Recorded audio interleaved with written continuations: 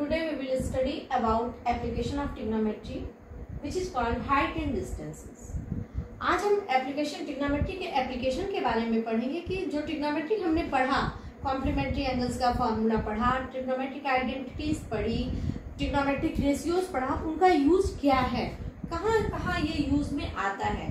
तो कहीं बड़ी बिल्डिंग है, बड़ी बिल्डिंग का यहाँ से क्या इंक्लाइनेशन है, आप किसी पॉइंट पर नीचे जमीन पर खड़े हैं और बिल्डिंग की हाइट अगर आपको मेजर करनी है तो by the help of trigonometry आप उसको मेजर कर सकते हैं।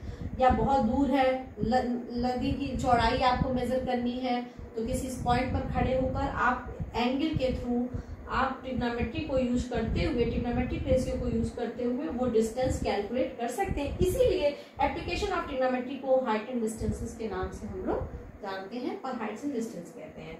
तो इसका तरीका, इसमें हमको जानना क्या क्या चीजें हैं। अगर हम किसी पॉइंट पर खड़े हैं और एक ऊंची बिल्डिंग है तो हमको फर्स्ट पॉइंट ये जानना है कि यहाँ से जो हमारे आंख से जो भी रेज निकल रही है, या हम किसी एक पॉइंट को कैलकुलेट कर लें, इसको जमीन को अगर हम इसको यहाँ इस पॉइंट से जोड़ रहे हैं तो इस लाइन को हॉरिजॉन्टल लाइन कहते हैं। ये हॉरिजॉन्टल लाइन है। आंख से जब हम किसी ऑब्जेक्ट को देखते हैं, हमारी आंख से जो रेज निकलकर उस ऑब्जेक्ट पर पड़ती है उसको लाइन ऑफ साइट कहते हैं। Line of site. अब जैसे यहाँ पर कोई बैठा हुआ है और हम इसको यहाँ से नीचे से देख रहे हैं तो हमारे आंख से जो रेज निकलेगी और इस ऑब्जेक्ट पर पड़ेगी, इस आदमी पर पड़ेगी, उसको हम लोग इस लाइन को लाइन ऑफ साइट कहेंगे। लाइन ऑफ साइट, जब हम किसी ऑब्जेक्ट को, कोई ऊपर कोई ऑब्जेक्ट रखा हुआ है, उस ऑब्जेक्ट को देखने के लिए नीचे किसी पॉइंट से हम हॉरिजॉन्टल लाइन से लाइन ऑफ साइट को ऊपर की तरफ उठाते हैं। हमारी आंख से जो लाइन रेज जा रही है वो लाइन ऑफ साइट है। जब लाइन ऑफ साइट ऊपर की तरफ उठता है तो जो एंगल बनता है उसको एंगल ऑफ एलिवेशन कहते हैं। एंगल ऑफ एलिवेशन कहा जाता है। और अगर कोई ऑब्जेक्ट, मान लीजिए एक बिल्डिंग, आप बिल्डिंग पर ऊपर की तरफ बैठे हुए हैं और आप ऊपर से बैठे हुए नीचे की तरफ यहाँ पर किसी ऑब्जेक्ट को देखना चाह रहे हैं तो आपके लिए हॉरिजॉन्टल लाइन ये है। आपके आंख से सीधी जो लाइन जा रही है वो हॉरिजॉन्टल लाइन है।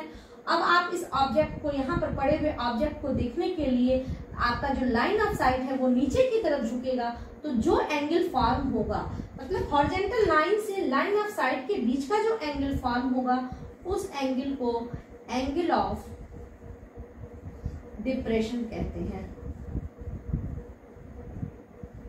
ये एंगल ऑफ डिप्रेशन है, ये लाइन ऑफ साइट है, सॉरी ये हॉरिजॉन्टल लाइन है, लाइन है, ये लाइन ऑफ साइट है।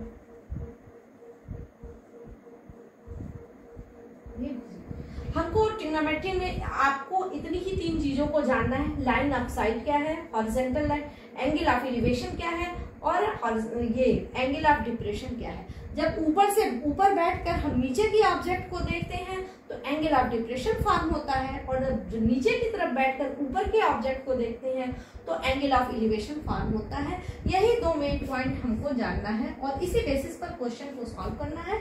हम आपको आपके एक्सरसाइज 9.1 के क्वेश्चन को सॉल्व कराते हैं। आपको इतना इसमें बताने के लिए इतनी ही चीजें हैं, इसी बेसिस पर हमको क्वेश्चन सॉल्व करना है। आपको आगे क्वेश्चन बताते हैं। Solve this question first of exercise 9.1। 9.1 का पहला क्वेश्चन है, a circle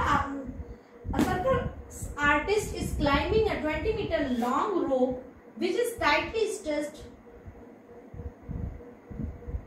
and tied from the top of the vertical pole to the ground. Find the height of the pole and the angle if the angle made by the rope with the ground level is 30 degree. Height and distance में सबसे important चीज ये ध्यान देना है कि जो भी क्वेश्चन दिया है उस क्वेश्चन से पहले हमको फिगर बनाना है, और अगर फिगर नहीं बना है, नो फिगर नो मार्क्स। बिना फिगर के कोई मार्क्स नहीं है, और अगर फिगर गलत है तो आपका पूरा सोल्यूशन सही होते हुए भी आपको कोई मार्क्स नहीं दिया जाएगा। तो इसलिए फिगर बिल्कुल सही होना चाहिए। कॉपी में करते समय आप ये ध्यान देंगे फिगर 100% सही है तभी क्वेश्चन आपका सोल्यूशन पढ़ा जाएगा। चलिए अब हम क्वेश्चन को पढ़कर एक फिगर फॉर्म करते हैं। A circus artist is climbing a 20 metre long rope which is tightly stretched। एक 20 मीटर लंबी रस्सी को स्ट्रेच किया गया है। कहां से? Tight from the top of the vertical pole to the ground. एक ग्राउंड पर वर्टिकल पोल है, ये ग्राउंड पर वर्टिकल पोल है। वर्टिकल पोल पर ग्राउंड से एक 20 मीटर लॉन्ग रोप को बांध दिया गया है, टाइट स्ट्रेच किया गया है। लिखा है find the height of the pole. हमको इस पोल की हाइट निकालनी है। पोल की हाइट सपोज कर लीजिए पोल की हाइट h है। If the angle made by the rope with the ground level is 30 degree, अगर यह रोप ग्राउंड लेवल से 30 डिग्री का एंगल फॉर्म कर रहा है तो ये 30 डिग्री है। आपको फिगर दिया हुआ है, इस फिगर से h को इवेलुएट करना है। ट्रिग्नोमेट्रिक रेशियो में हम लोगों ने पढ़ा है कि अगर एक दो साइड कोई भी दो साइड पता है और एंगल पता है तो हम ट्रिग्नोमेट्रिक रेशियो यूज कर सकते हैं। अब ये आपको सोचना है, यहाँ इसको c सपोज कर लिया, और आपको ये सोचना है कि कौन सा ट्रिग्नोमेट्रिक रेशियो यूज किया जाए जिससे h इवेलुएट हो जाए। 30 डिग्री एंगल के लिए h क्या है? h परपेंडिकुलर है और 20 हाइपोटेन्यूज है क्योंकि पोल हमारा वर्टिकल है। यहाँ ये नहीं देगा कि 90 डिग्री एंगल पर खड़ा हुआ है। वर्टिकल पोल देने का मतलब है कि पोल ग्राउंड लेवल से 90 डिग्री के एंगल पर खड़ा हुआ है। ये अंडरस्टूड है। तो अब आप कौन सा फॉर्मूला लगाएंगे? आप लिखेंगे sin 30 degree is equal to AB upon AC। अब आप sin 30 डिग्री सीधे sin 30 डिग्री की आप वैल्यू सब्स्टिट्यूट कर दीजिए। आपको ये वैल्यू याद होगी, sin 30 की वैल्यू होती है 1/2 इज इक्वल टू AB है h और AC दिया है 20 मीटर। यहाँ से h की वैल्यू हो जाएगी 20/2 that is 10 metre. Height of the pole is 10 metre. ये आंसर हो गया, ये आपको करना है। तो फिगर अगर सही बन गया तो क्वेश्चन सोल्यूशन अपने आप ऑटोमेटिकली इजी वे में आ जाएगा। लिख लीजिए एक्सरसाइज 9.1 का क्वेश्चन नंबर 7 हमने लिया है। From a point on the ground the angle of elevation of the top and bottom. Angle of elevation लिखने का मतलब है हम नीचे से किसी ऊपर के ऑब्जेक्ट को देख रहे हैं। The angle of elevation of the bottom and top of the transmission tower fixed at S. एक ट्रांसमिशन टावर है, कहाँ फिक्स्ड है? Fix at the top of 20 metre high building. तो जब अब हम फिगर कैसे ड्रा करेंगे? एक 20 मीटर हाई बिल्डिंग हम बनाएंगे और इस बिल्डिंग के ऊपर एक ट्रांसमिशन टावर बनाएंगे। ये टावर हो गया। हम टावर को एक ऐसे फॉर्म दे रहे हैं। Fix at the top of the 20 metre high building on 40 degree and 60 degree respectively. Question को जब भी क्वेश्चन को आपको फिगर फॉर्म करना हो, फिगर ड्रा करना हो तो आप क्वेश्चन को एक बार पहले तो रीड कर लीजिए, उसके बाद स्टेप वाइज रीड कीजिए और बनाइए। अब जैसे हमने ट्रांसमिशन टावर और वो बना दिया, लिख दिया find the height of the tower. हमको टावर की हाइट निकालनी है। टावर की हाइट को हमने h सपोज कर लिया, यहाँ से यहाँ तक। अब एक बार फिर पढ़ेंगे क्या लिखा है। The angle of elevation of the bottom and top of the transmission tower. Ground के किसी पॉइंट से, from a point on the ground, ground के किसी पॉइंट से ट्रांसमिशन टावर के बॉटम और टॉप का। इसका मतलब पहले बॉटम को हमने देखा तो एंगल ऑफ एलिवेशन क्या फॉर्म हुआ है? 45 degree and angle of elevation transmission tower के टॉप को जब हमने देखा तो एंगल ऑफ एलिवेशन फॉर्म हुआ है 60 डिग्री। ये फिगर ड्रा हो गया हमारा। अब find the height of the tower. अब इस फिगर के थ्रू हमको height of the tower calculate करनी है। आपको पता है टावर या बिल्डिंग 90 डिग्री पर इंक्लाइन खड़ा रहता है। हम इसको सपोज कर लें A B C D।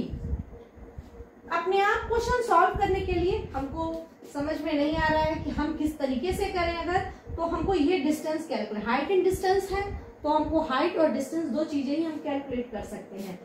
ये हमारा जो ट्रायंगल है ये राइट एंगल ट्रायंगल नहीं है तो इस ट्रायंगल से हमें कोई मतलब नहीं। हम एक बार इस राइट एंगल ट्रायंगल को लेंगे और एक बार ABCD को लेंगे।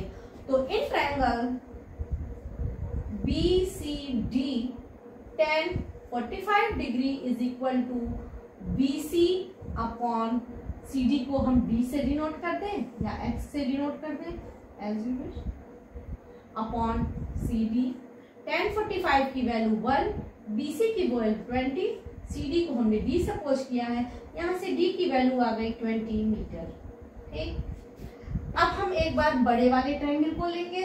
बड़े ट्रायंगल मतलब in triangle ACD, BCD is also right angle triangle, ACD is also right angle triangle, दोनों राइट एंगल ट्रायंगल है। तो ACD में अब हम कौन सा एंगल लेंगे, ये एंगल लेंगे।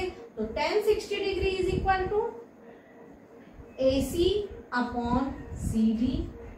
tan 60 की वैल्यू सब्स्टिट्यूट कीजिए, tan 60 की वैल्यू हो गई √3 इज इक्वल टू AC की वैल्यू कितनी है, यहाँ से यहाँ तक हमने h सपोज किया है और ये डिस्टेंस 20 है, तो AC इज इक्वल टू हो जाएगा h प्लस 20 अपॉन CD की वैल्यू अभी हमने 20 कैलकुलेट की थी।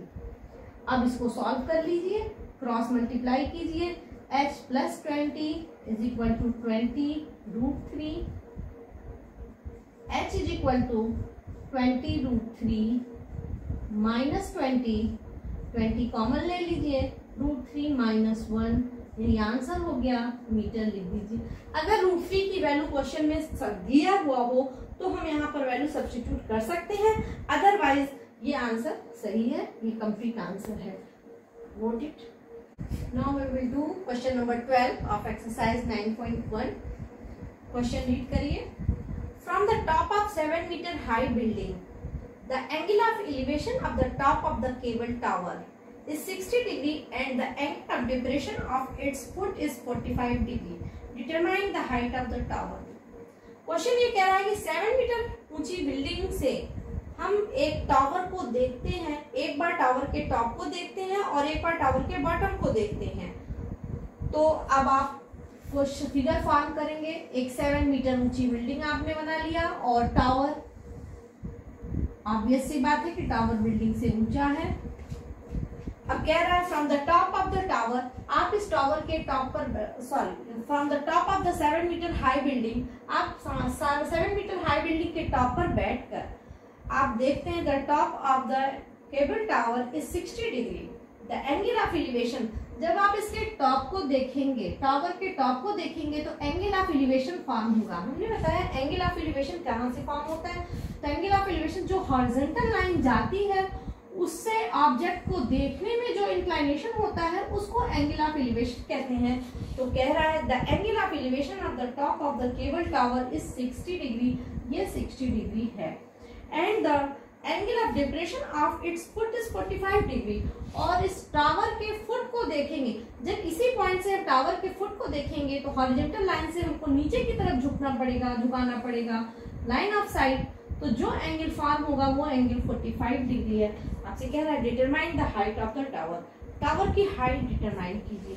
तो टावर की हाइट एज यूजुअल हम लोग h इसको कंसीडर कर लेंगे। Building AB C D E। अब अगर ये 7 मीटर है, अब हमको फिगर h की वैल्यू कैलकुलेट करना है। ये 90 डिग्री है, यहाँ भी ये 90 डिग्री है। ये हमेशा ध्यान देंगे जब एंगल ऑफ डिप्रेशन हमको दिया रहता है तो एंगल ऑफ डिप्रेशन, ये हॉरिजॉन्टल लाइन और ये ग्राउंड लेवल दोनों पैरेलल होते हैं, तो ये अल्टरनेट एंगल से यहाँ ये एंगल 45 डिग्री हो जाएगा। नॉर्मली क्वेश्चंस में हम इसी एंगल से क्वेश्चन को सॉल्व करेंगे। तो अब आप एक बार इस राइट एंगल ट्रायंगल में फॉर्म कीजिए। In triangle ABD tan 45 is equal to 7 AB perpendicular upon base BD. This implies that tan 45 की वैल्यू 1 है, AB 7 मीटर दिया है, BD हमको कैलकुलेट करना है। This implies that BD is equal to 7 metre. यहाँ से BD भी 7 मीटर आ गया। अगर BD 7 है तो AE की वैल्यू भी 7 मीटर हो गई। और ये दोनों लाइन पैरेलल है तो एक रेक्टेंगल फॉर्म कर रहा है, तो AB की वैल्यू DE के इक्वल होगी। ये डिस्टेंस भी 7 मीटर है। अब हम tan 45 का यूज कर लिए। अब हम एक बार इस ट्रायंगल को लेंगे।